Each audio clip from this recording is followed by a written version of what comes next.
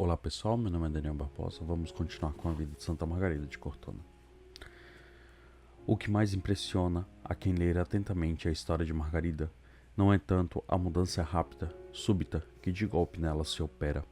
São antes a decisão com que volta as costas ao passado e a perseverança com que, sem jamais hesitar, trilha os novos e desconhecidos caminhos que a divina providência lhe abre. Depois a terrível desgraça que lhe faz ver inesperadamente o abismo em que caíra e tragicamente termina uma vida sacrificada aos prazeres do mundo, segue-se outra vida. Desde o primeiro momento, quase até ao último, pura está, qual de um anjo, sublime, desapegada em absoluto de tudo que não seja Deus. Margarida não só abandona o mundo, mas o despreza, o detesta, o odeia, não tanto refreia a carne e as paixões, como a subjuga, e à custa de violentos e incessantes esforços sufoca ao nascedouro qualquer revolta contra o espírito. É isto, não obstante a fraqueza progressiva de um corpo que se consome aos olhos vistos, e com uma energia que vai crescendo à medida que se externua o corpo, e um entusiasmo que se firma a cada penitência feita, e se torna finalmente o estado normal da alma, não lhe perturbando, entretanto, em coisa alguma, a calma e a frieza calculada com que contra si mesma procede sistematicamente o único trabalho da vida, aniquilar o corpo em holocausto ao Deus ofendido. E isso não por medo de castigos divinos, temporais ou eternos, nem por vexames humanos, senão por puro e simples amor, que de sua alma se apodera de tal maneira que nada pode pensar, nada desejar, senão Deus e Deus só. Amor esse que, por primeiro fruto, tem um arrependimento tão profundo, tão sincero e sentido que todos esses rigores não lhe parecem suficientes para apagar o erro da mocidade. E isto jamais o esqueçamos, não por pouco tempo, mas durante 23 anos, sem que lhe sobrevenha a menor veleidade de diminuir os rigores, ou lhe surja o pensamento de que já bastam as penitências. Muito pelo contrário, ao fim da vida, julga não ter feito nada por merecer a misericórdia divina. Tinha Margarida uma vocação de todo particular, extraordinária, pelo que recebia graças excepcionais adequadas ao fim e das quais nem todos necessitamos, porque tal vocação não temos. Quis Deus patentear a que alturas de elevação espiritual, de perfeição e santidade, quer e pode chamar uma alma pecadora. Era esta a primeira parte de sua vocação especial, a manifestação da obra divina. Segue-se-lhe a outra parte, que é a cooperação humana, voluntária com a graça. Não só para passivamente receber o trabalho da graça chamou Deus Margarida. Deve ela ser exemplo do tender e trabalhos humanos, de generosidade, força e perseverança aos pecadores que se esforçarem por voltar a Deus, do desapego às coisas terrestres, da virtude heróica, do amor purificado aos justos, que, embora nunca se tenha desviado totalmente dos caminhos divinos, muito lentamente percorrem a distância que do supremo bem os separa. A admiração que degenera em desânimo não pode ser a última palavra da biografia de uma santa. Deve essa mostrar ser acessível a todos a fonte da qual Margarida auriu essa energia sobre-humana. Deve mostrar que as águas que aí jorram força são para quem nelas se souber tirar sua sede, como a soube Margarida. Com um ardente desejo, a sede não se sacia jamais, antes cresce bebendo. Está aqui o segredo da vida maravilhosa da Santa Penitente. É o sacrário, a fonte de toda sua energia sobre-humana. É a Eucaristia, a fonte de seu amor. Ali, neste adorável sacramento, é que Margarida achou o paraíso terrestre, a árvore da vida, cuja fruta é força para as almas. A palmeira, sob cujas sombras vem repousar o peregrino exausto do muito caminhar pelo deserto árido da vida. A vide, cujos cachos maduros anunciam as delícias da terra prometida. Oculta aí, na branca túnica das espécies de pão, e sua santa humanidade, a adorável divindade, o Filho de Deus, glória e imagem consubstancial do Pai Eterno. Dali, sob esse véu de suas núpcias, exerce sobre as almas aquele influxo misterioso e irresistível que alimenta e reforça a vida sobrenatural, infundida no batismo. Amadurece pelo calor de seu amor os frutos da virtude e coragem sobre-humanas, a pureza angélica das virgens, o amor ardente dos apóstolos, a constância invencível dos mártires. Ouvia todas as missas que houvessem em atitude respeitosa, segundo o conselho que de um anjo recebera, as mãos cruzadas sobre o peito, ajoelhada no chão, sem apoio algum de genuflexório ou banco, a não ser que a isso a forçasse a fraqueza física. Só se ocupava com os sublimes mistérios que no altar se celebravam, absorvendo-se seu espírito em Deus e na meditação do mistério da missa. Ao começar esta, persignava-se com o sinal da cruz e se aspergia com água benta. Toda sua força espiritual, toda sua energia, toda perseverança as encontrou ao pé do Calvário sempiterno. Por amor de Deus, agradavam-lhe sumamente as enfermidades e as fraquezas físicas. Sentia, todavia, fossem-lhe empecilho de assistir à missa, que esse sentimento era muito sincero e intenso, mostra o qual a respeito conta seu confessor. Aconteceu que em dia de Santo Estevão, forçada a ficar de cama por motivo de moléstia, não pôde sair da cela. Sobreveu-lhe então tão veemente desejo de assistir à missa que não se conteve mais, e não obstante os protestos dos circunstantes, se levantou e saiu para a igreja. Só voltou quando veio o próprio padre Bevinhate, mandando-lhe tornar logo à cela. Mostrou Deus o quanto lhe agradava tamanho zelo. Alguns momentos depois que chegara a casa, tocavam os sinos da igreja na hora da consagração. Não obstante a distância, viu Margarida a sagrada hóstia que o sacerdote na igreja elevava para a adoração dos fiéis, e na sagrada partícula viu a Cristo, Senhor nosso, na forma de uma linda criança, mais alva que a neve aos raios do sol, vestida de uma túnica reluzente qual ouro, a cabeça coroada de refulgente coroa. Costumava dizer: a rua por onde passa o sacerdote com o corpo de Deus devia estar calçada de ouro mais puro. Na véspera de receber a Sagrada Comunhão, por muito fraca que estivesse, varria a cela, limpando-a de qualquer poeira que pudesse aderir aos móveis, e que, para ter grande hóspede, queria que estivesse tudo preparado e asseado. Coisa é essa externa e em si de pouco valor, mostra, entretanto, o respeito à Sagrada Eucaristia. Maior cuidado e mais tempo dedicava à preparação da alma. Começava já à meia-noite. Às 6 horas da manhã se dirigia à igreja de São Francisco. Passava 2 ou 3 horas em meditação, mirando por entre as sombras da fé o Rei imortal dos séculos, qual pobre à porta de um rico, gemendo e suplicando a entrada do santuário.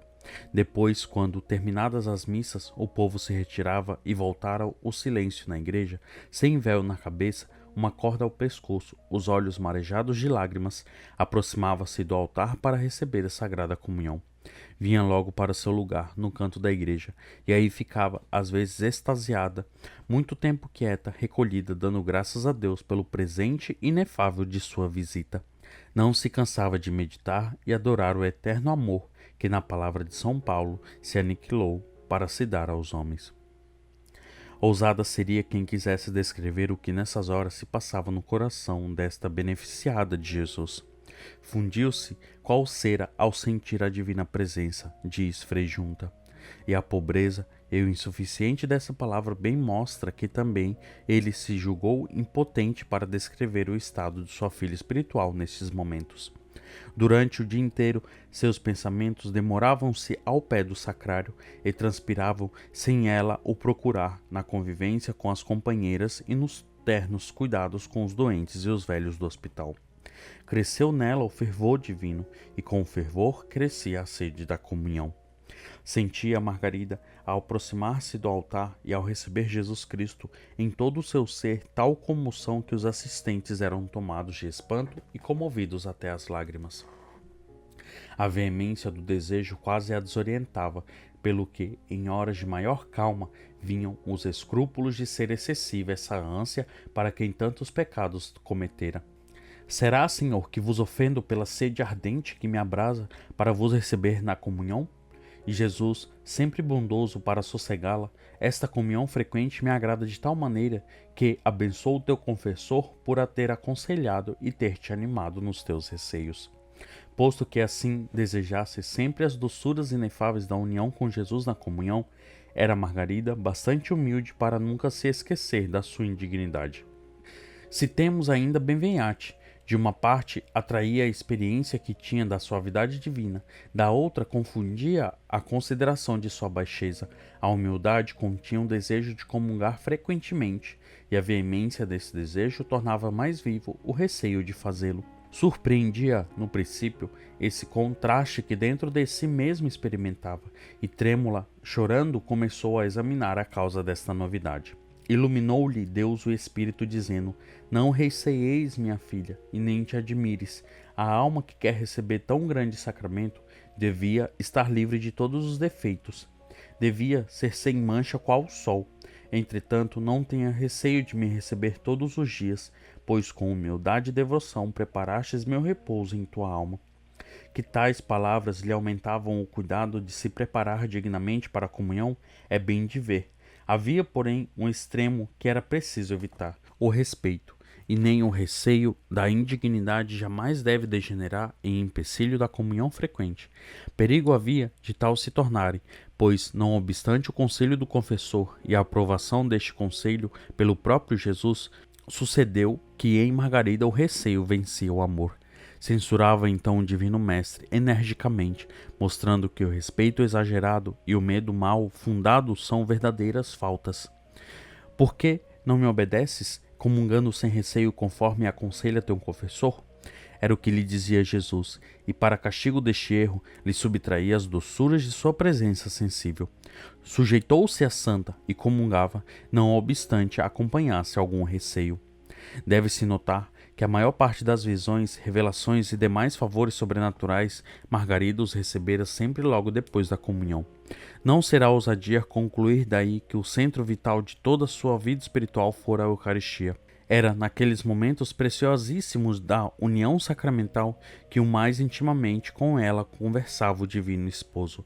Era arrebatada então às alturas místicas do êxtase, recebia as dádivas mais delicadas, ouvia os mistérios que o ouvido humano jamais percebeu nem a língua falou.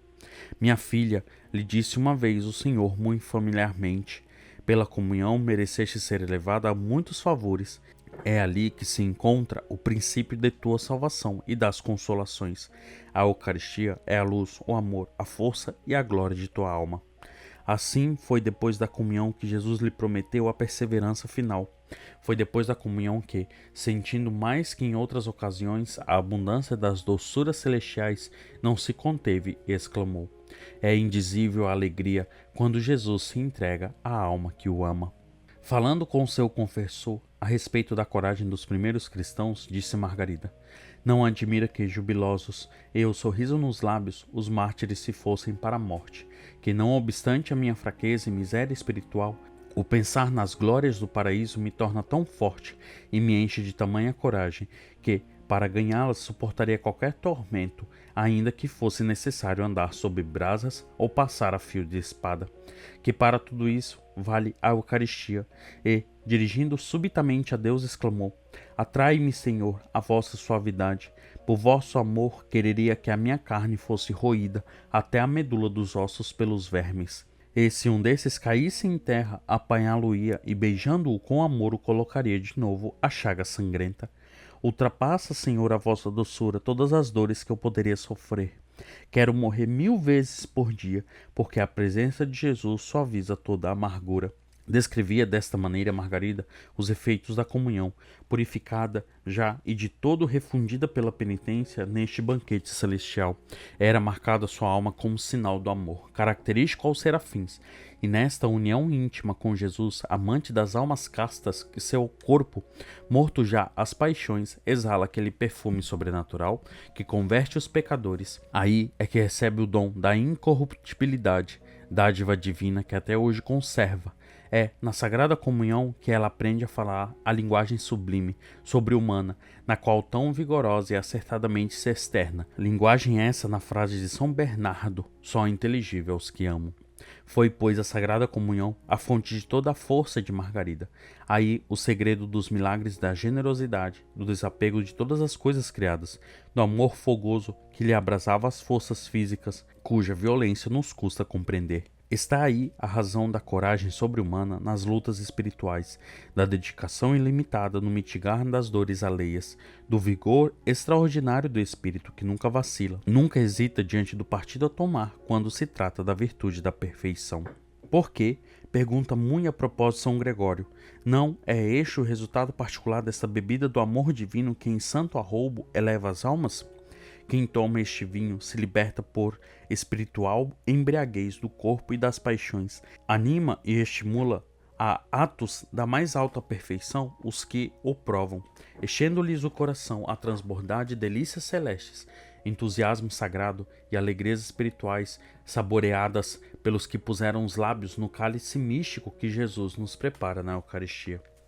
Com efeito, façamos por nunca esquecer essa grande verdade, quando nos sobrevier o desânimo ao considerar as sublimes virtudes de Margarida, porque, se subiu a tamanha altura de perfeição cristã, pôde fazê-lo pelo grande meio da comunhão frequente. E aos que no rude combate contra o mal não perderam ainda as armas todas e a couraça da fé, mostra ela a Eucaristia, alimento das almas na terra do exílio, fornalha de amor entusiasmado que nos abrasa o coração.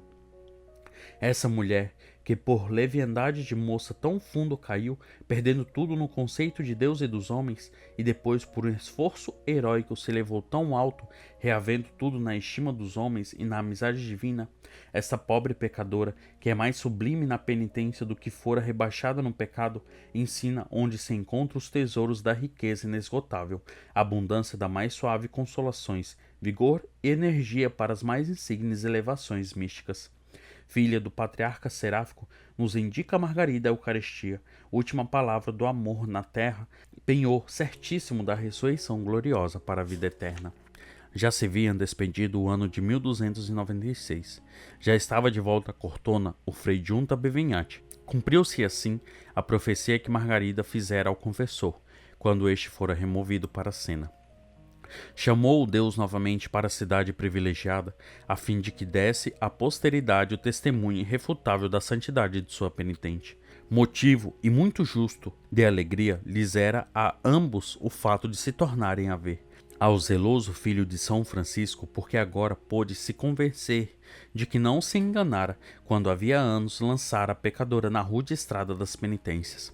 A Margarida, porque o mesmo varão apostólico que primeiro lhe enxugara as lágrimas do arrependimento e durante tantos anos lhe fora consolador e guia cuidadoso, agora na última fase da vida lhe vinha trazer a coragem e o auxílio que necessitava até a mais santa das almas no derradeiro combate antes de entrar na eternidade. Sabia Margarida não estar longe a hora da morte, já se cumpriu a palavra profética do anjo. Enfermidades e padecimentos haviam de lhe abater o corpo antes de ser admitida na mansão beatífica dos justos. Com efeito, nos últimos meses da vida, era Margarida presa dos mais atrozes sofrimentos.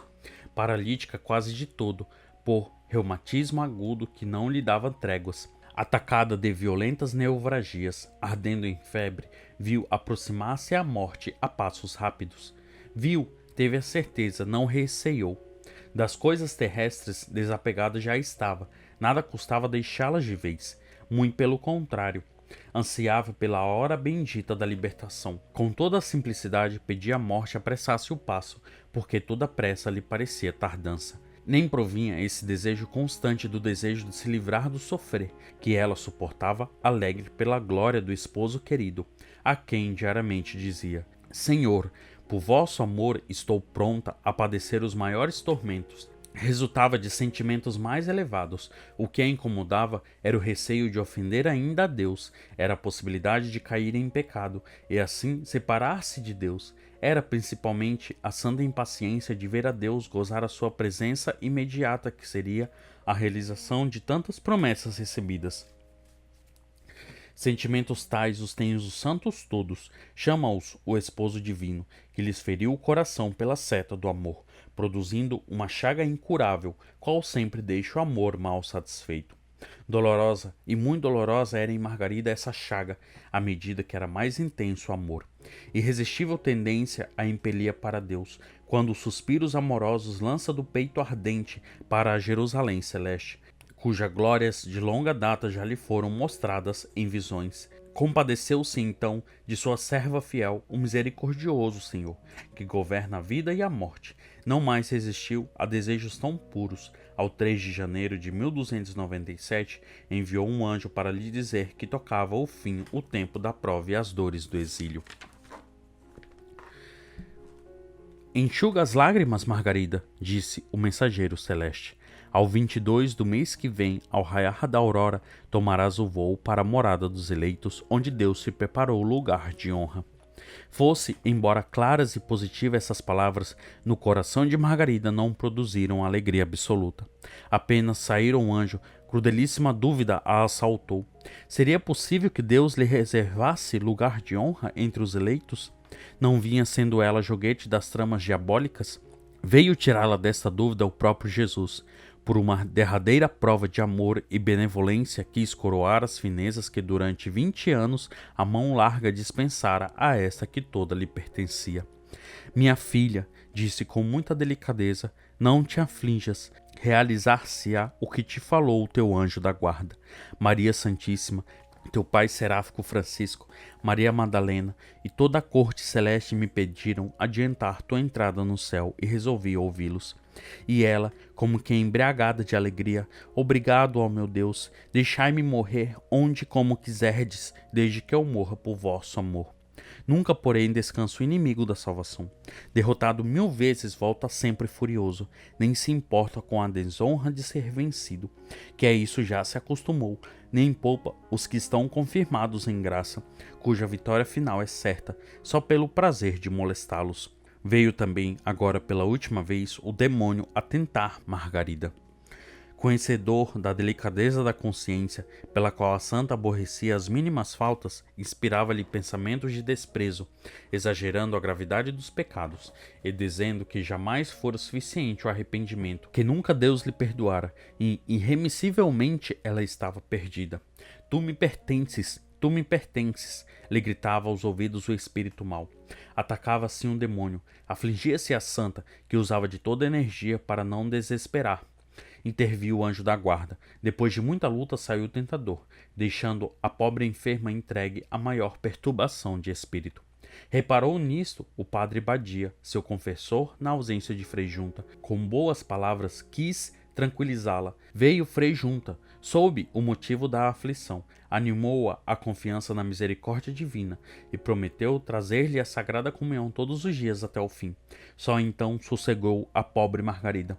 Foi esta a última luta. Desde agora estará em perfeita paz, esquecendo-se da terra para só pensar no céu.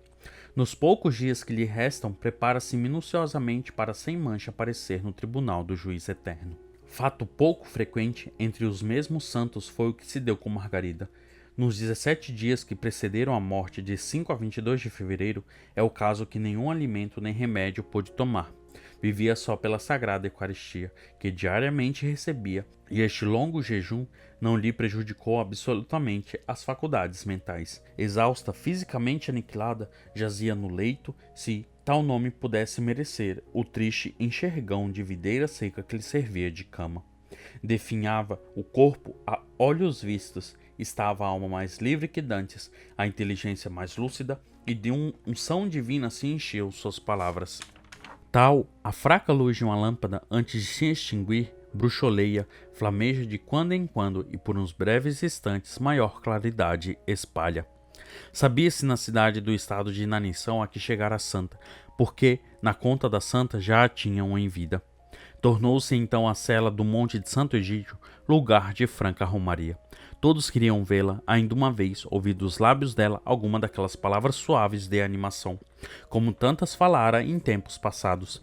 Viam todos, viam os fidalgos, os nobres caçales e os moscares.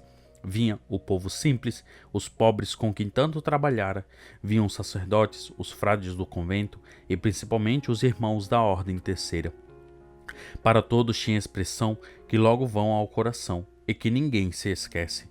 aos benfeitores externava a mais sincera gratidão, aos irmãos terceiros falava do desprendimento e paciência nas adversidades, aos da nobreza que governavam a cidade recomendou conservar-se a paz e a união entre os cidadãos, necessárias ao bem-estar da república. A todos dizia com as expressões de alegria angélica no rosto, como quem já estava certo do triunfo: não é difícil o caminho para o céu, basta amar.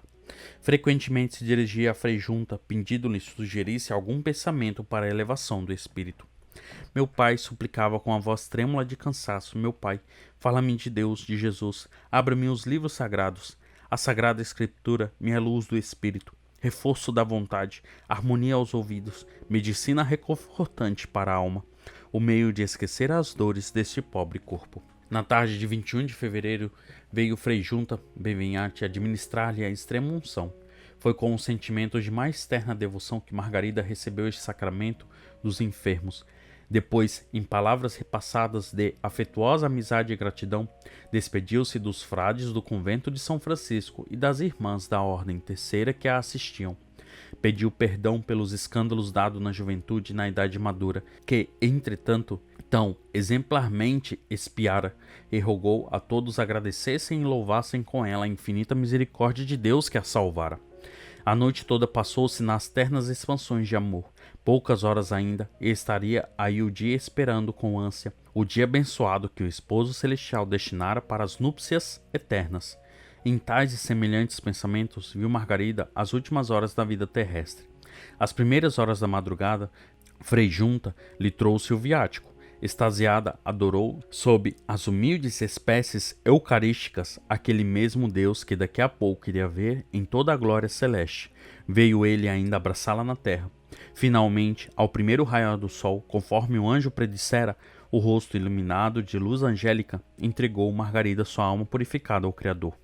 Era 22 de fevereiro de 1297. Tinha ela 50 anos de idade. Quase metade da vida passou em Cortona, entre as lágrimas de penitência e os arroubos do amor de Jesus.